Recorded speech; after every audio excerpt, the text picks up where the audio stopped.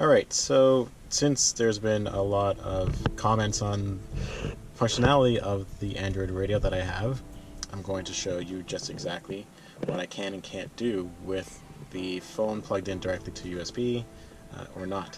So right now I have on the Android radio itself, I have my Wi-Fi turned off, I have no internet connection whatsoever. So right now if I were to try to use anything like Google Maps, I will get no connection. So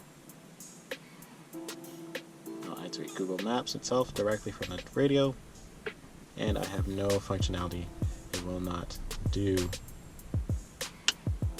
anything other than ask me to either download maps directly to the system and use it offline, or use my phone as a hotspot, that way get connectivity, or plug in my phone through USB and just use my phone directly to the screen itself.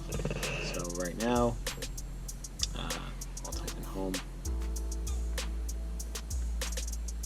search, and you'll see I cannot find any results because I don't have anything saved to offline mode. So I'm going to exit out of here and shut down that app completely. So I'm going to shut everything down so nothing's running in the background. Now, I have my USB cable for my phone right here. I'm just going to kind of plug it in.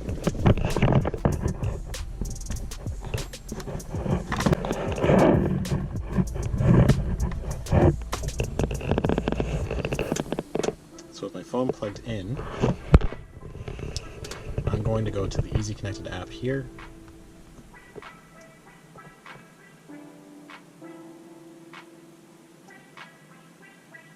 And it will connect with my phone. It will initialize. You'll see my phone will now go into drive mode. Very similar to Android Auto. Pretty much the exact same, really. And from here, on the screen, you'll see they are mirrored together. Now, the question was whether I am actually using what's on my phone or not through the touchscreen. So, with my phone, I can move across and it'll show on the screen exactly what I'm doing here. So anything I do on the phone will show up here, and vice versa. So if I touch on the screen, it's responding to the phone. There's no difference. Now, I can also use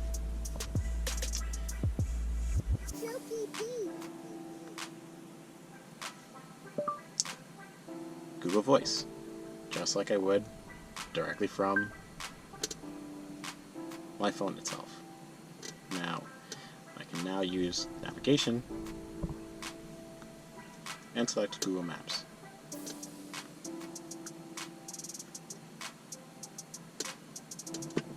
And you'll see my phone is doing the exact same thing. Now, can I type from here?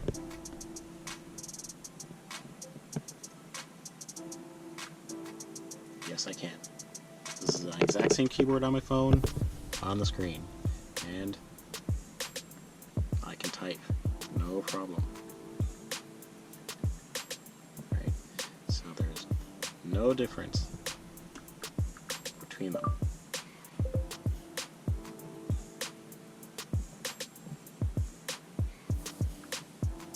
Right? Now, I can bring up the options for Easy Connected as well. Go back to the main page. Alright, I have my full contacts on here as well, and I can add other apps that are from my phone and bring them up on the touchscreen. So if I want to add more stuff, these are all the apps that are currently on my phone. Now, I do have on my phone, at the very bottom, Android Auto. So let's add that as a button. Now,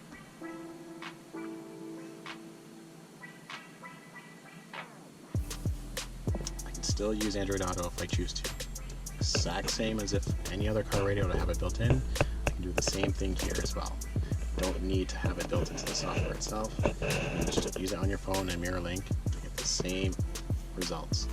There's no difference between Android Auto and Easy Connected, other than the Easy Connected also you need to use everything from my phone. Android Auto is just going to be certain apps that are car specific or vehicle specific apps. So that's the one thing why I don't use Android Auto on my phone. So I'd rather use the Easy Connected app. I find it easier to actually do more stuff. So now actually we'll mirror and we'll exit out of that and I can do everything on my phone from here as well. So I find it more flexible than Android Auto, so it's my preference. Voice commands will still work. I can use test voice. So there are no differences. I'm going to exit out. With my phone. And I can use the radio by itself if I choose to. I can go back to Bluetooth audio, play music from my phone. I can switch apps or close stuff as well. So it's a very nice app. I do like Easy Connected. There's an update for it that just came out literally, so I'm going to apply that and see if that changes anything. So far it works perfectly fine, and I prefer it. Don't get me wrong, I love Android Auto, it is great. But if you have an Android deck, there are other ways to do the same functions with that in mind.